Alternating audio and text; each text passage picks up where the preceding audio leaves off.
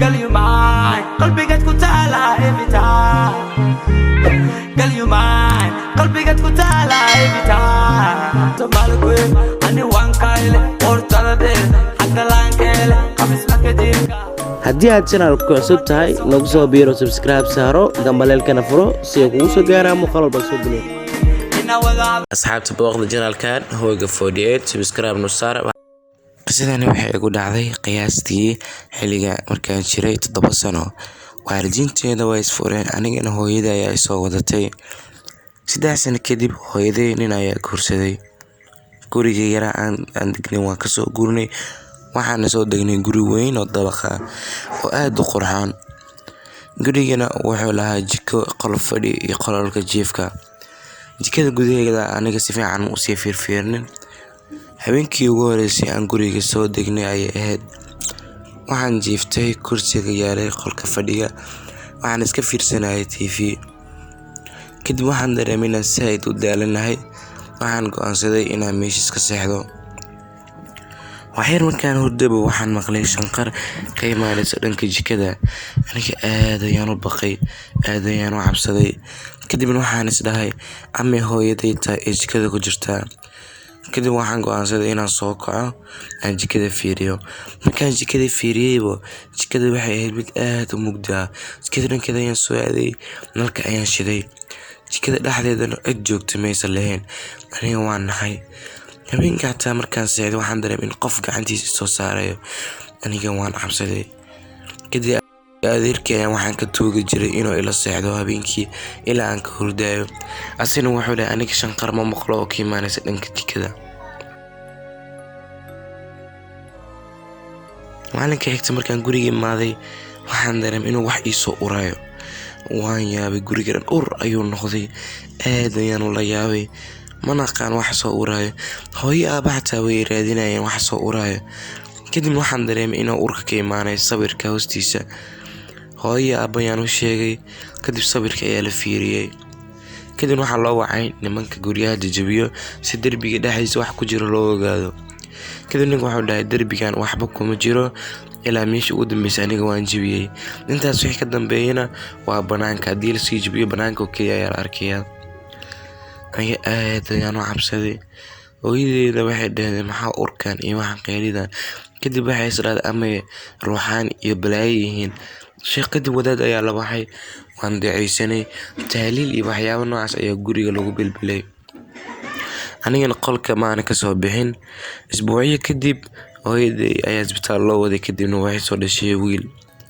wiilka marka guriga la keenay wuxuu diidayba inuu seexdo oohin ayuu ka bixi layahay oohin saayida ay wiilka ka bixi layahay wiilka xataa wejigiisa isbedbedelay hooyaday murugo yaabahay wayaaban yihiin wax guriga ka dhacay ma yaqaanaan kadib aniga waxaan go'aan gaasay qolka jiifka inaan ka soo guuro oo adeerkii xafiiskiisa inaan ka seexdo kadibna waxaa imaatay haddana maamo kale wadaad waxay raadinaysaa wax guriga ka soo uraya iyo wax shanqaraha lama maqlayo kale wadaadii markii guriga soo gashay qolalka dhan ayaga gashay markii uu imaatay qolka fadhiga sawirka dhankiisa ayaa aaday kadibna waxay hooyo aabo sheegtay in meeshan oo ku dhintay ninka markuu dhimanayayna wuxuu fadhiyay sawirka hoostiisa marka ruuxantiisa ayaa meesha ku hartay iyo waxyaabo noocaas ay ka hadlaysay ninkaasna wuxuu dili karaa caruurtiina sida midka yar iyo gabadha hooyo aabo murugo aad u xun ayaa hor istaagtay kadib adeerkii ayaa xanaaqay wuxuu wacay ninka guriga ka kiriyay wuxuuna ku dhahay maxaad ii qayaantay kadib ninka inuu yahay waa ku xumahay waa sax guriga nin ayaa ku dhintay sidaas daraadis ayaan qiimo raqiis kaga kiriyay maalinkaas wixii ka dambeeyay guriga dhan waan ka soo gurnay waxaana soo degnay guri kale aad ayaan iskaga faraxsanahay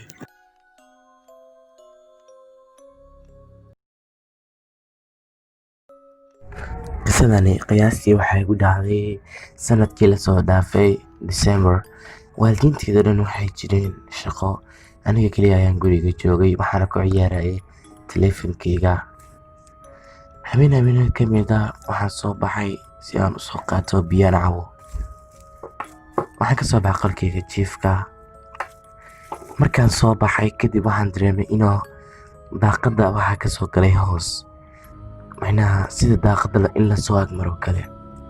aniga waan naxay, daaqada ayaan fiiriyey, kadib waxaan arkay nin taagan albaabka guriga hortiisa.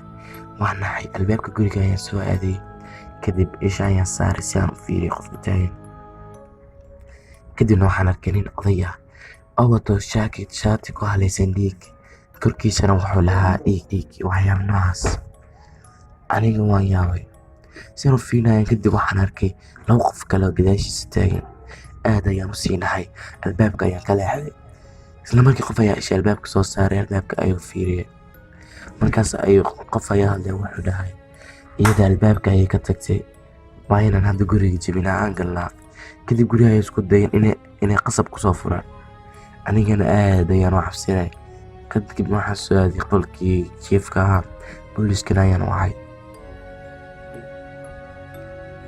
booliiskana waxayna waxaan ku imaan doonaa gowdho, fadlan kasii taxadir dadkaas ay ka dhuumo.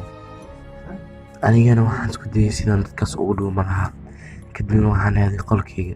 kadib waxaan dareemay inay nimanka guriga soo galeen ee albaabka soo jebiyeen. aad ayaan u baqayaa. kadib waxaan imaaday musqusha, waan isku soo xiray. dadkii qol guriga dhan ayay iga baarayaan, anigana aad ayaan u oonaya, waan cabsanayaa. kadib waxaan isku diyaariyay inaan daaqada ka boodo, sababtoo daaqada ayaan furtay. waxaan go'aan ku gaaray hadduu qof albaabka soo furo inaan daaqada iska tuuro. kadib waxaan dareemay qof si tartiib u soo soconaya albaabka isku dayay inuu furo. aniga waan naxay, wadnaha ayaa si aad ii garaacday. qofkii wuu qoslay, wuxuuna dhahay maanta way kuu dhammaatay, meel aad gelaysa male, isdhiib, waa dhimanaysaa. aniga aad ayaan u naxay, waan cabsanayaa, ma aqaan wax aan sameeyo, way keliya wax ii furnaan waddaha daaqada inaan ka boodo. daaqada markaan kusoo booday waxaan kusoo dhacdhacay meel qashimo waxaas yaalaan, dhaawacna way gaaray. maysta jaanis aan dhaawacay kusii fiiriyo. kadibna waxaan arkay 2 nin oo taagan guriga banaankiisa. aniga aad ayaan u naxay. kadib way isoo fiiriyeen, waxay isku dayeen inay qabtaan. anigana indhaha oo kusii dhammaystiri waayay nimankii, sababta wadnaha ay aad ii garaactay. waan soo cararay sidaan u soo ordaa, nimanka ay soo bursanayaan. anigana waan ordaya, aad ayaan u cabsanayaa. wuxuu isku dayay inuu gacanta ka qabto, kadibna booliiska ayaa imaaday. aniga waan naxay, waan istaagay. kadib markaan sii jeestay, nimankii waxay u sii ordeen dhinac kale. booliiska mid ka mid ah ila joogay wareysanaya sidee wax u dhaceen iyo qofkii soo bursanaya. kadib waxaa la soo qabtay 2 nin. aniga aad ayaan u yaabay. 2 nin ayaa la soo qabtay, aniga aad intaan u naxay. kadibna waxaa la ii sheegay in la soo qabtay oday kale. booliiskana waxay sheegay inay soo qabteen keliya 3 nin. aniga aad ayaan u naxay, sababtoo ah nimanka waxay ahaayeen 7 qofood. 4 qof kale ayaa maqan, ma aqaan meesha ay jiraan. kadib booliiska mid ka mid ah wuxuu wacay waalidkayga si uu u sheego wax kastoo dhacay. ayagana way yimaadeen si dhaqsi ah. aniga hadday la hadda guriga ayaan keligay iska joogaa, sababtoo waalidkayga waa dad shaqeeyo, jaanisna uma hayaan inay i waardiyeeyaan. waa habeen kale, waxaan isticmaalayaa taleefankayga, waxaan iska fiirsanayaa akhbaar. weli guriga keligay ayaa jooga.